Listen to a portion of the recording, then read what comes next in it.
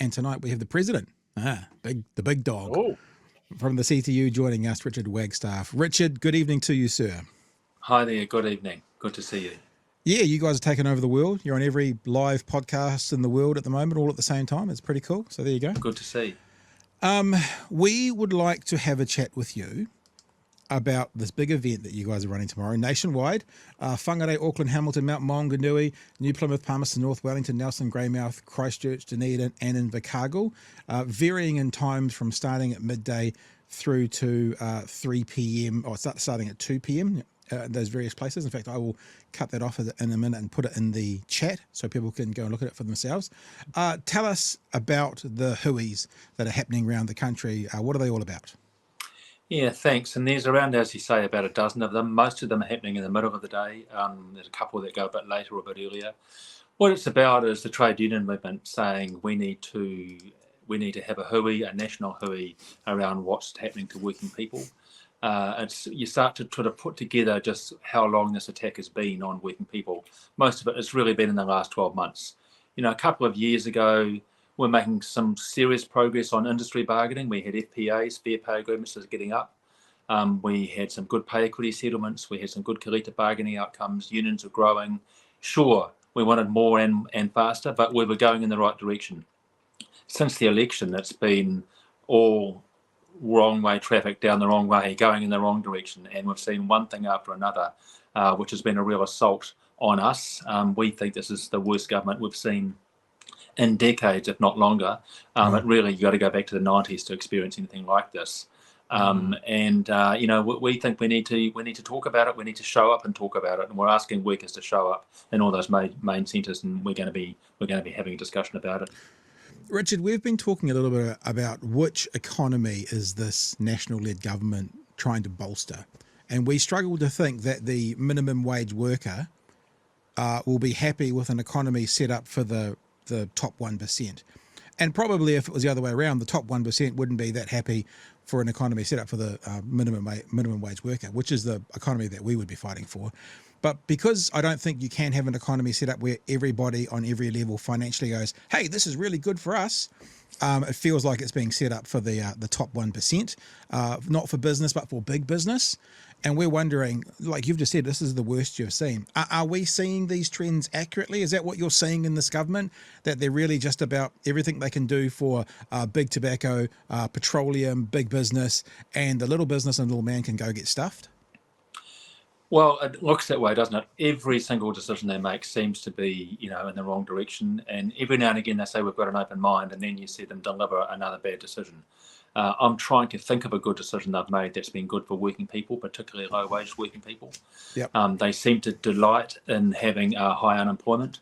They seem to delight in keeping wages low, and they seem to delight in big business doing better, or at least making fatter profits and paying less taxes. So I'm with you there. I mean, I would say that I say to our businesses, you know what? Businesses in Scandinavia make bigger profits than you, do better than you, they have a better society than you, and you live in a happier world. You know, we don't need this misery on the poor for things to go well for you. In fact, quite the reverse, and you need to change your mindset, because of extreme inequality or growing inequality and deregulation would be the richest country on earth, and it just hasn't worked, has it, for decades now. I wonder if you've misheard when you say they've got an open mind. I wonder if it's actually Shane Jones looking for an open mind, because we know that's what he's about. He's about opening up the mind. I want an open mind, he's saying. Good for everyone. Chewy, this is your bag for lots of the times you want to get in and get passionate about. What are your thoughts?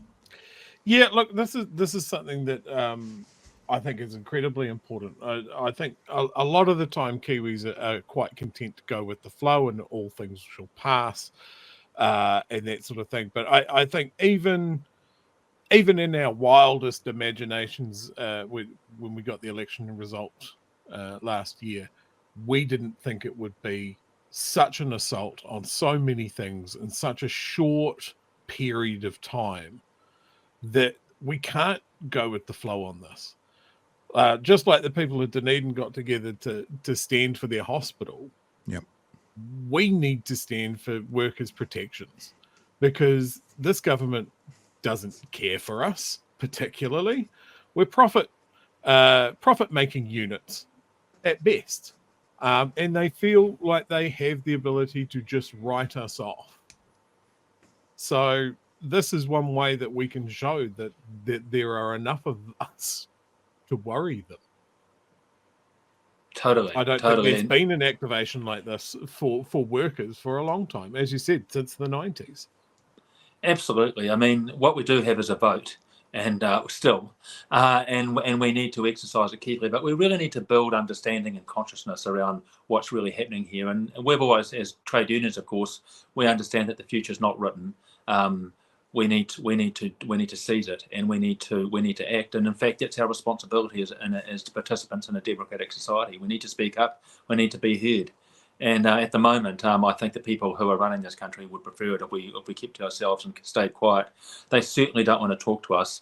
Giving us a minister from the ACT Party, was a big sign of things to come, and she really has delivered on the ACT promise, which is she won't talk to us at all. She doesn't like unions, and she keeps working people sort of under her thumb. That's her plan, it would seem, and that's what she's doing. And it really is unacceptable to have a minister with her sort of political ideology being rained down upon the working people of New Zealand.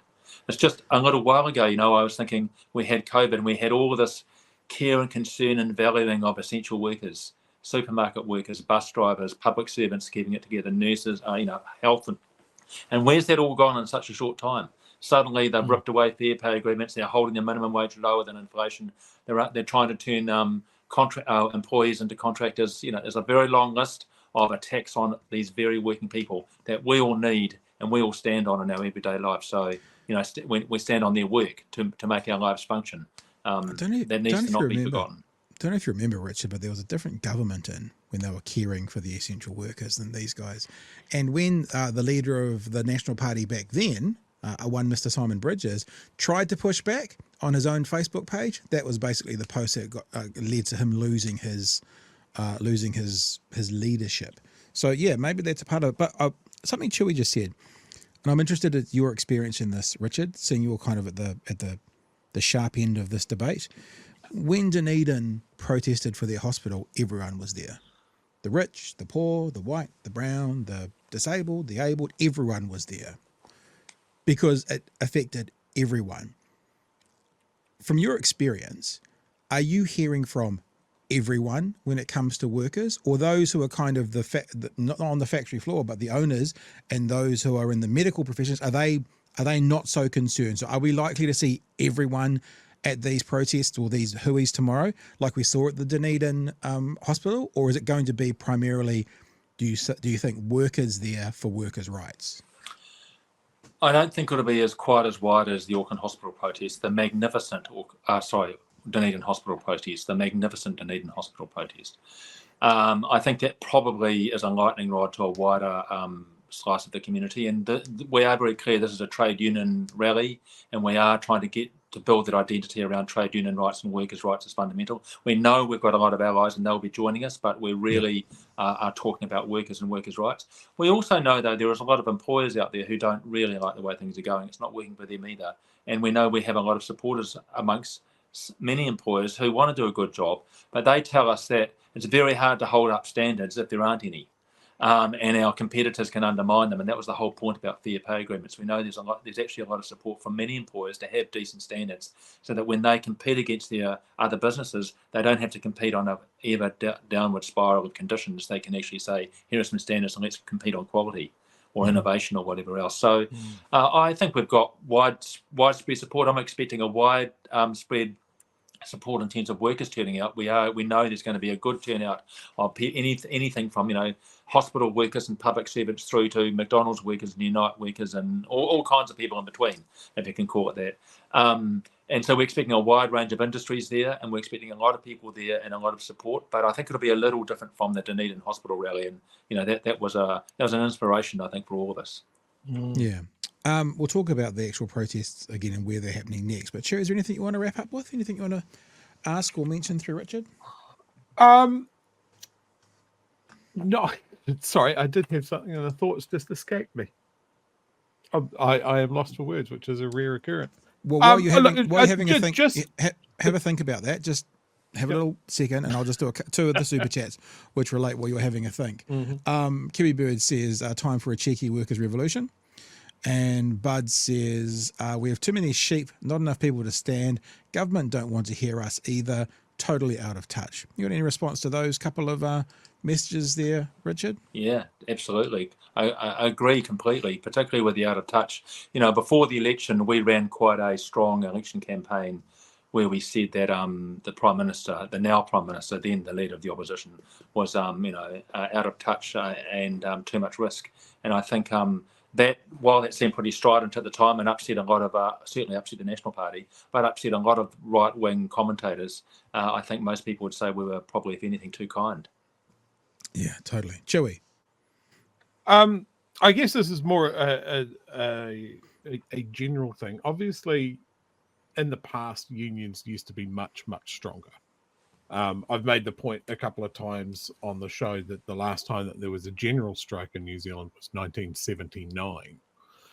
And it seems to me that there's only really a few industries where unions still hold some power. What in your mind is something that would improve that?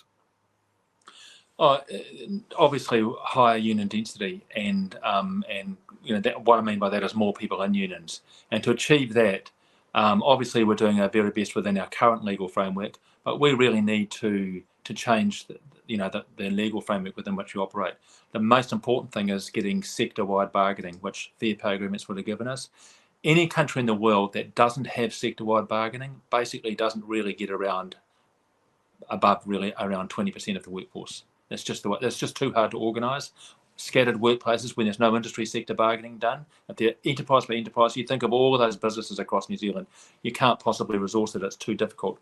Whereas if you can settle an industry standard and people get to come and meet union members and paid union officials and paid time and all of those things, you can rebuild a union and rebuild that kind of strength and power. Having said that, we still do have considerable amount of, I'd say our influence is bigger than 20% because we're spread across a lot of workplaces, and in many, many workplaces we might have 40, 50, 60% of the workforce, but we actually do settle the rate.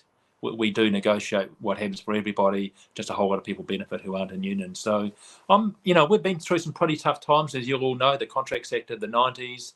We've had, obviously Keys government as well. Now we've got this one. We're not going anywhere. I'm really confident that we've learned. For me, compared to, that I'm old enough to have been around in the 90s. I felt like we were, absolutely smashed by, we're deliberately smashed hard by a government, and we really had to sort of pick ourselves up and push back. This time, I feel like there's much more urgency about we're not going to take this. We had a CTU conference 10 days after the election, and at that conference, we vowed to develop an alternative vision for this country and to stand up for our rights. We had Sally McManus over from the ACTU deliberately to G us up, and she did just that. And I feel like there's a fighting spirit. There's a feeling that this is our country, this is our history we're writing, and we're going to make sure we take it into our own hands. Just to wrap up, I mean, Chewy's kind of mentioned this already once, but it's also the speed. Like, what are this government is getting up to, after 12 months is maybe in the 90s what we saw in the second or third term under Jim Bolger. It's all happening so quickly. And to remind people, in 1 year in power, the coalition has already abolished fair pay agreements, brought back the 90-day trials, ordered mass public sector layoffs, cut back increases to the minimum wage, undermined Te Tiriti and Māori rights, scaled back work on pay equity claims, cut back funding on health services, education, public transport, scrapped essential infrastructure projects, made life harder for migrant workers, given huge tax breaks to landlords while cutting public services, caused a dramatic increase in unemployment while stopping income insurance. The coalition government is in the pockets of the rich and corporate interests and doesn't care about the working people. Through standing together and mobilising, we can demonstrate our power and ensure this is a one-term government that loses its legitimacy. And when our backs are against the wall, we fight back. And when we fight, we win. It's all on the page for the Hui's tomorrow. As I said, Whangarei, Auckland, Hamilton, Mount Maunganui, New Plymouth, Palmerston North, Wellington, Nelson, Greymouth, Christchurch, Dunedin, Invercargill. We'll put the link up again in the chats for people to pass on. And if you're watching now, because a lot of people watch this on demand, so they might not watch it till tomorrow afternoon. But if you're watching now, take this information, share it around, let other people know what's going on, and activate yourselves and get yourselves there. Richard, thanks for joining us. Is there anything you want to leave us off with specifically about the hui or anything else in general? Yeah, just saying to everyone, turn up, tell your friends, turn up, stand strong, stand shoulder to shoulder with a trade union movement. We're on your side. We can make this happen. Thank you. President of the CTU, that's Thank you. Richard Wagstaff. Richard, thanks so much for joining us tonight. Thank you.